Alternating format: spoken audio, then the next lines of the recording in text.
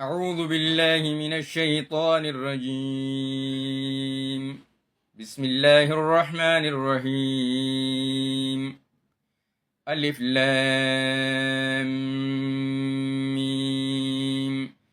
ذلك الكتاب لا ريب فيه هدى للمتقين الذين يؤمنون بالغيب ويقيمون الصلاة ومما رزقناهم ينفقون والذين يؤمنون بما أنزل إليك وما أنزل من قبلك وبالآخرة هم يوقنون أولئك على هدى من ربهم وأولئك هم المفلحون.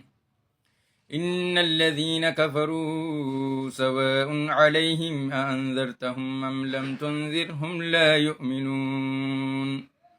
ختم الله على قلوبهم وعلى سمعهم وعلى أبصارهم غشاوة ولهم عذاب عظيم.